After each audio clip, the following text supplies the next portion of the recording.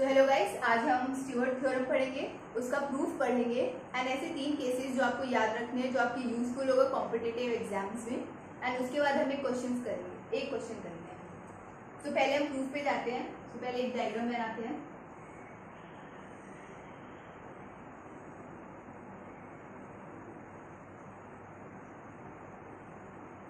B के opposite length of A C B हो गई, सी के opposite length of B A B C होगी, ए के opposite length of B C जो कि हमारी ए हो जाएगी। जो हमारी ए डी है वो हमारी बी सी को n/n में डिवाइड कर रहा है। सो प्रूफ ये कहता है, मतलब थ्योरम ये कहता है कि बी स्क्वायर, बी के opposite m plus C square, C के अपोजिट n, तो C square n equals to A D square plus m a n। ये है जो हमें प्रूफ करना है। तो पहले हम ट्राइंगल लेते हैं ए बी डी, जो कि ये है ये ट्राइंगल, इसका एंगल ले लेते हैं हम अल्फा। तो हम ट्राइंगल ले रहे हैं ए बी डी। इसमें हमारे लॉ ऑफ कोसाइन लगाएंगे हम लोग, law of cosine, sorry. So law of cosine ये कहता है कि A square equals to B square plus C square minus 2 B C cos alpha. ये हमारा लॉ ऑफ कोसाइन है। सो हम law of cosine A B D में लगाएंगे। सो हमारा सी स्क्वायर इक्वल्स टू, हम ए डी को as D ले लेते हैं लेंथ, तो D square plus M square minus 2md cos alpha. Alpha हमारा ये एंगल हो गया। सेम रूल हम दूसरे ट्राइंगल में लगाएंगे। तो हमारा दूसरा ट्राइंगल है A D C, A D C.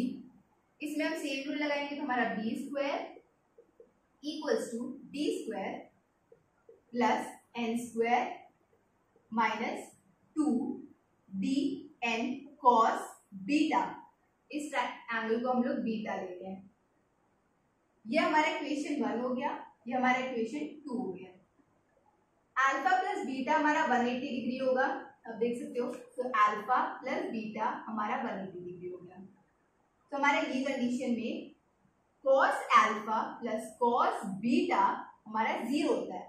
इसको अगर हमें एज एग्जांपल के साथ समझाना हो, तो मान लो हम अल्फा ले लेते हैं 45 डिग्री, तो हमारा बीटा हो जाएगा 135 डिग्री। तो cos 45 की वैल्यू क्या होती है, 1/√2, और cos 135 की वैल्यू होती है -1/√2, जिसको हम ऐड अप करेंगे तो सम आएगा हमारा 0। तो यहां से हम ले सकते हैं कि cos alpha equals to minus of cos beta. ये हमारा निकल आएगा दरअसल। इसको हम पुट करेंगे पहली इक्वेशन में, तो हमारी वो इक्वेशन चेंज हो जाएगी, जो कि हो जाएगी C square equals to D square plus M square minus 2md cos beta, इसका माइनस का माइनस माइनस यहाँ पे प्लस हो जाएगा, तो साइन यहाँ पे चेंज हो जाएगा, प्लस हो जाएगा। ये हमारी इक्वेशन 3 हो गई। अब जैसे कि आपको मैंने बताया था कि ये याद करने का ट्रिक है कि अगर c इधर है तो उसका अपोजिट n है। ये हमारा सी स्क्वायर का इक्वेशन है, तो हम इसको n से इंटू कर देंगे, ठीक है। ये हमारा b है, उसका अपोजिट n है, हम इस इक्वेशन को m से इंटू कर देंगे।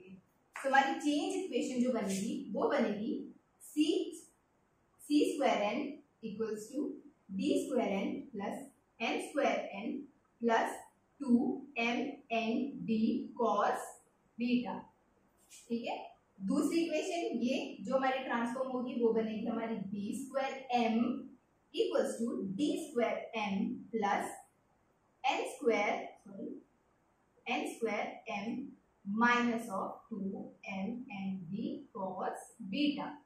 अगर हम इसको ऐड करेंगे तो ये हमारा कट हो जाएगा और यहां से आ जाएगा C square n plus B square m equals to D square. अगर हम इधर से कॉमन लें तो अंदर आ जाएगा m प्लस n, इधर से अगर हम लोग mn कॉमन लें तो प्लस mn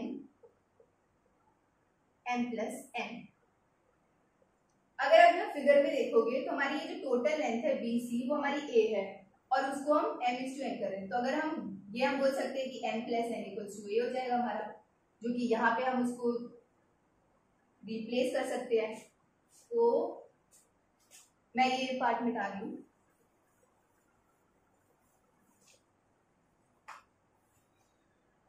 तो इस इक्वेशन में हम m प्लस n को रिप्लेस कर देते हैं। सो ये हो जाएगा c square n plus b square n equals to b square a plus m n a, और यही था आपका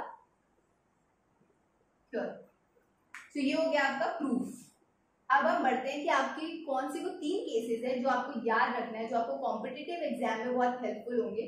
आई मीन प्रीवियसली बहुत सारे क्वेश्चंस पूछे गए हैं उस पर, आप कोई भी गवर्नमेंट एग्जाम का पेपर उठा के देख लो। तो वो 3 फॉर्म हम देखते हैं अब उसके, उसको कैसे याद करना है वो भी देख लेते हैं। मैं डायग्राम फिर से बनाती हूँ क्लियरिटी। ये हमारा ट्रायंगल हो गया ए बी सी, ये हो गया डी, सी के अपोजिट सी डी, एंड ये हमारा टोटल हो जाएगा ए, एंड ये A D N is to N में कन्वर्ट करेंगे। ठीक है। सो पहला केस 1 जो कि नॉर्मल है कि ए डी का फॉर्मूला क्या है, जो कि हमने पहले भी देखा था, बट आपको अगर याद करना है इजीली तो उसका ये एक फॉर्मूला है।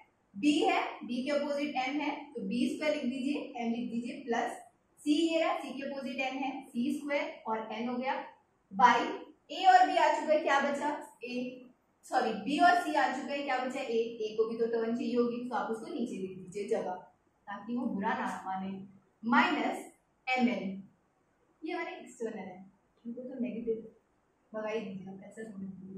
तो हमारा पहला फॉर्म हो गया जो कि बहुत इंपॉर्टेंट है, क्योंकि क्वेश्चन डायरेक्टली आते हैं कि फाइंड ए डी। तो ये हमारा पहला फॉर्म हो गया। अब आते हैं हम केस 2 पे। केस 2 हमारा ये कहता है कि अगर सी बी इक्वल हो गया तो क्या, मान लेते हैं हम सी इक्वल्स टू बी। तो ये केस हमारा हो गया आइसोसेलेस ट्रायंगल का।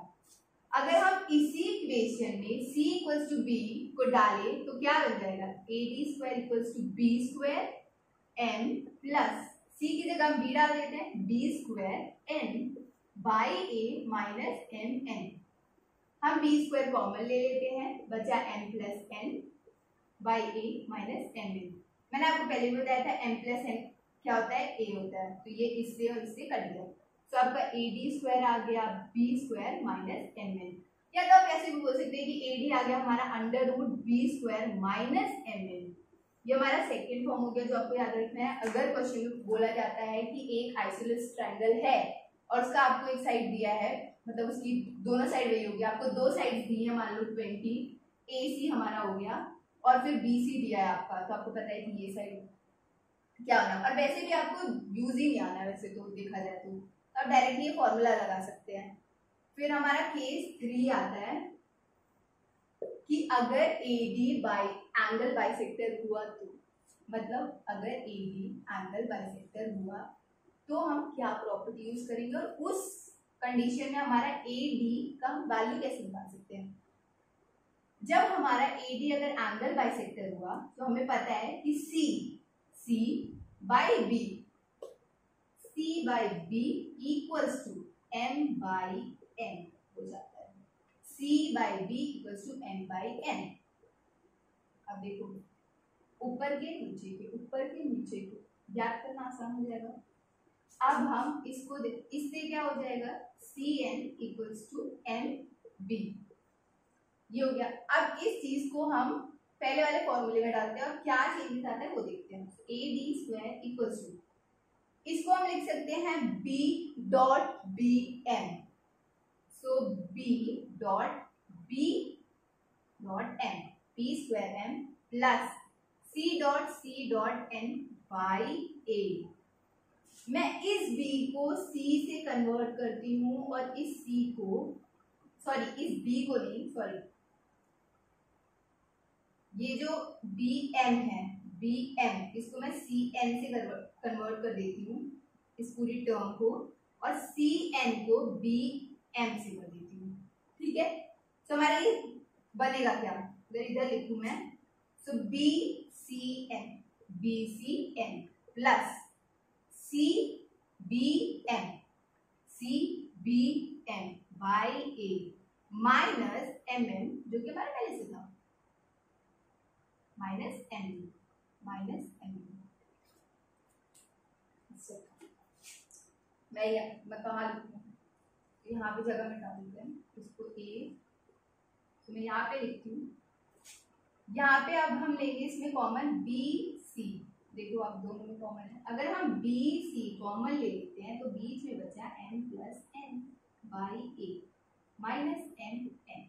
मैंने आपको बताया था एन प्लस एन क्या होता है, ए होता है। तो हमारा ए डी क्या आ गया, ए डी स्क्वायर, मतलब ए डी स्क्वायर हमारा आ गया बीस में माइनस एम एन। ये हमारा थर्ड केस हो गया जो हमारा बहुत इंपॉर्टेंट है।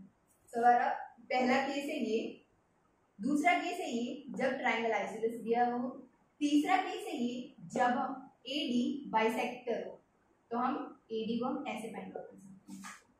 अब आते हैं हम क्वेश्चंस पे कि क्वेश्चंस कैसे पूछे जाते हैं एग्जाम्स में।